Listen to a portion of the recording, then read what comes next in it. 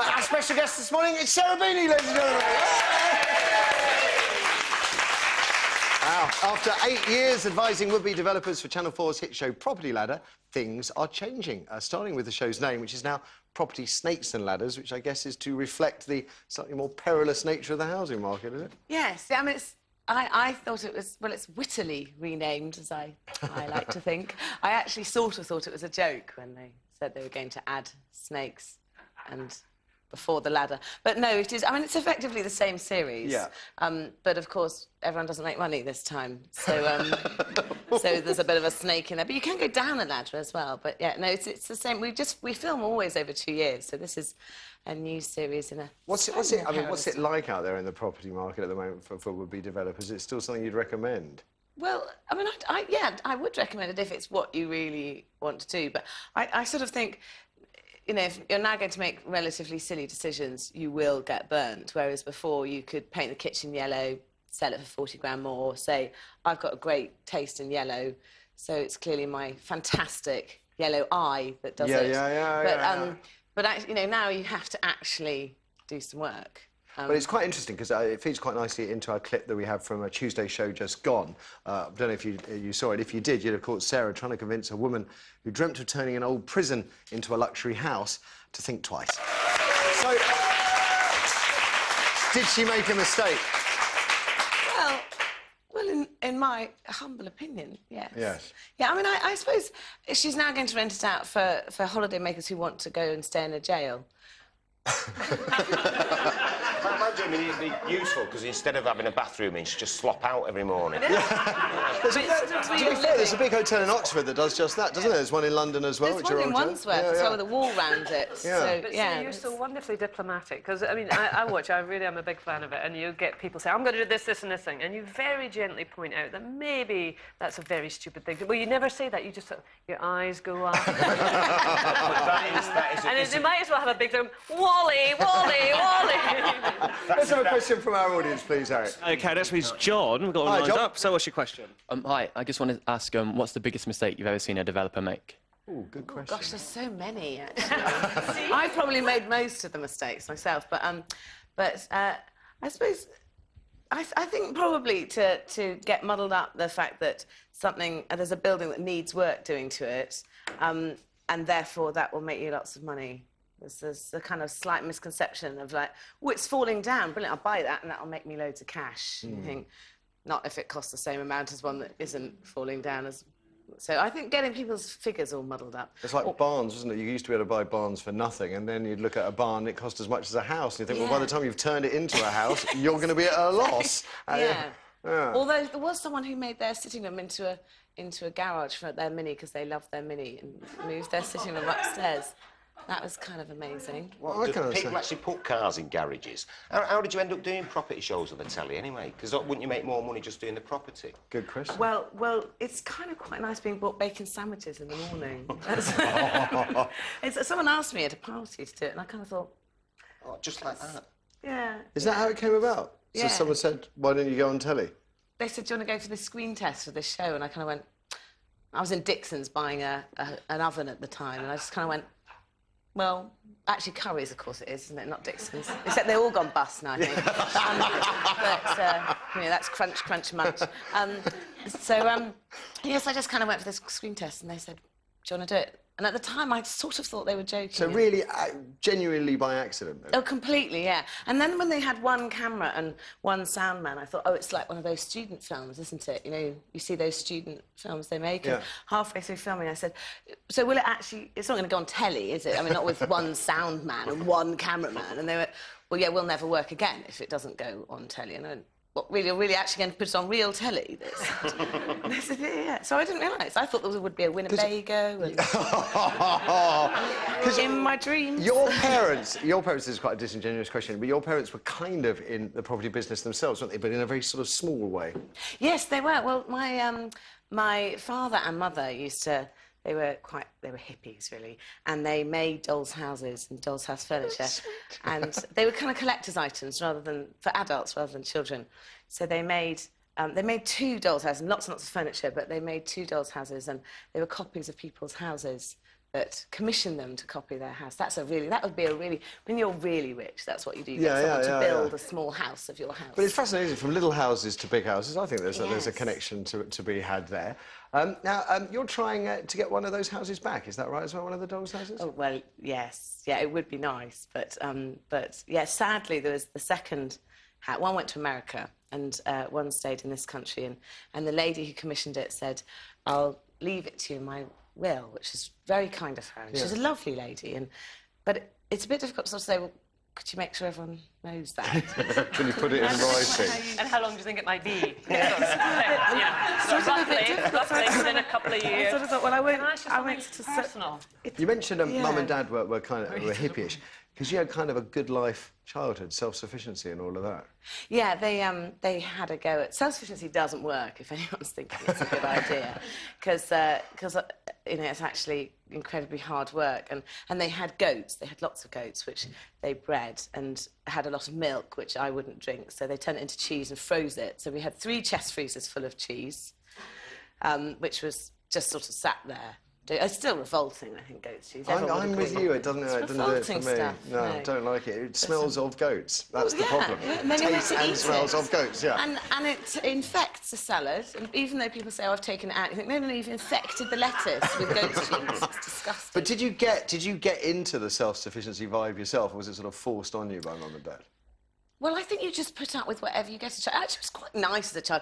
Although I do remember the treat was sort of Tupperware boxes of dried figs. And other people would get, you know, those little square boxes of raisins that people used to have. Yeah. And other people would have the square boxes, but they were too expensive and wasteful for the cardboard. So we just had a handful of raisins that came in a dustbin and dried figs.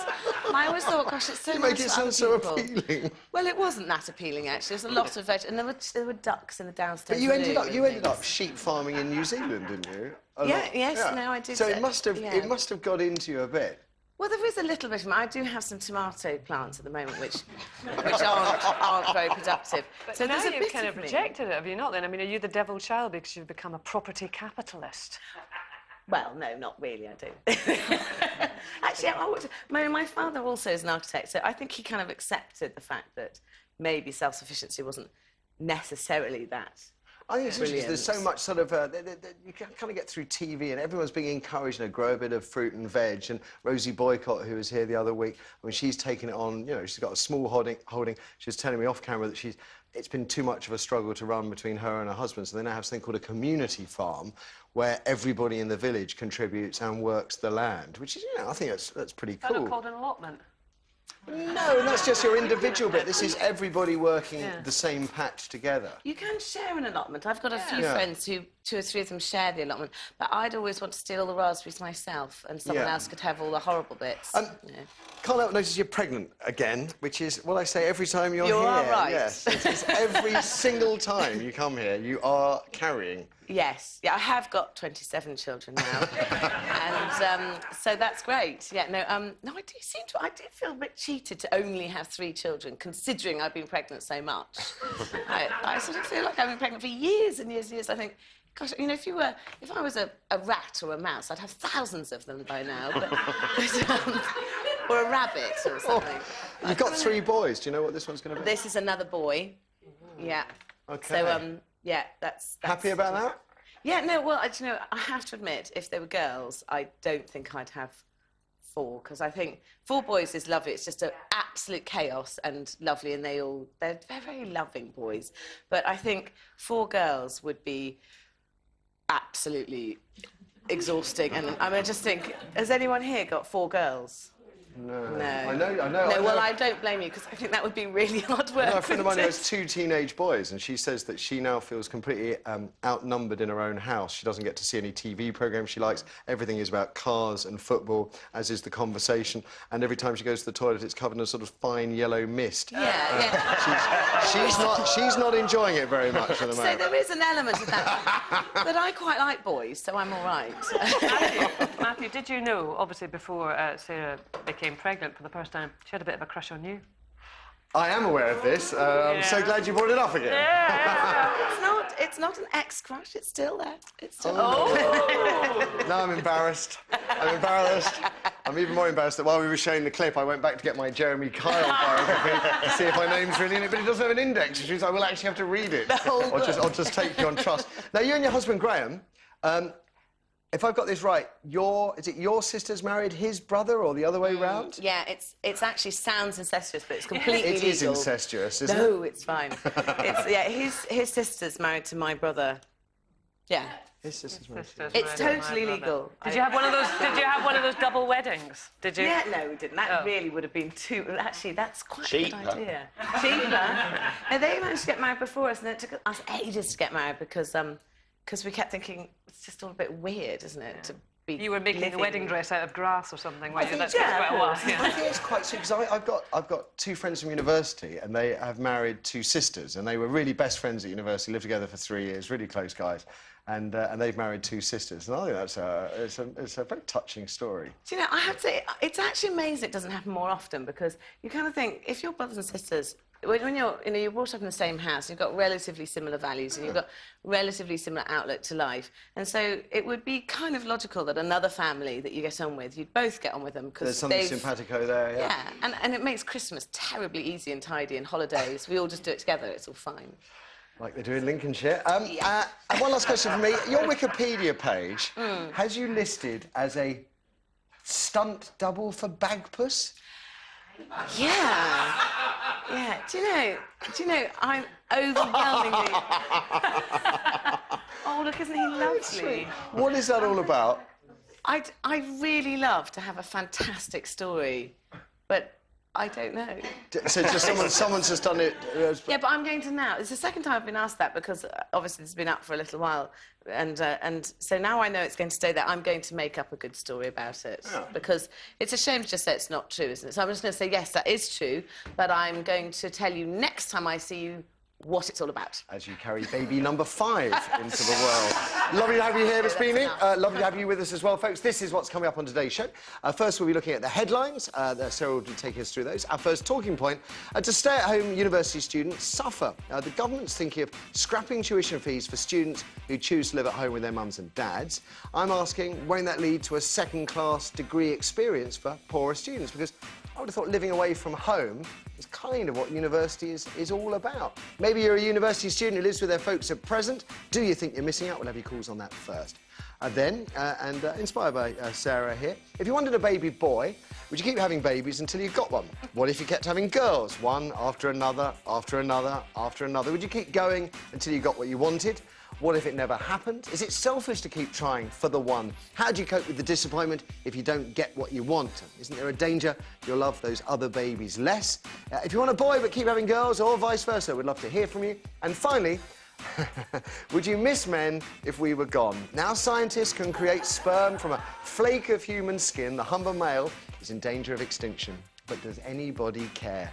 What would you miss, ladies, if us fellas were a thing of the past?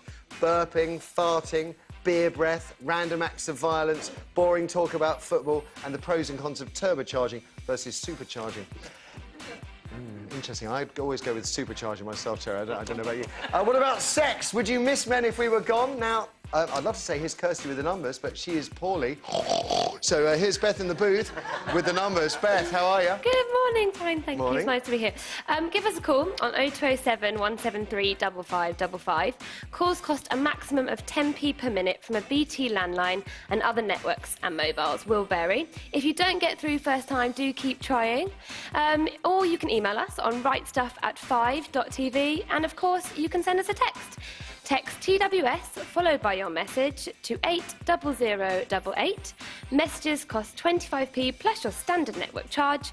Not all text can be shown, unfortunately, but you can send us a tweet at twitter.com/5writestuff. Thanks, Beth. After the break, we'll take a look at what's making headlines in this morning's papers, including claims that a Sunday newspaper hacked the phones of thousands of celebrities and politicians, and how a couple are to tie the knot after she stabbed him, quite literally, in the back. Back in a jiffy, don't go away. According to today's Daily Mail, where are you most likely to live a long life? East Dorset, West Devon, or Mid Suffolk?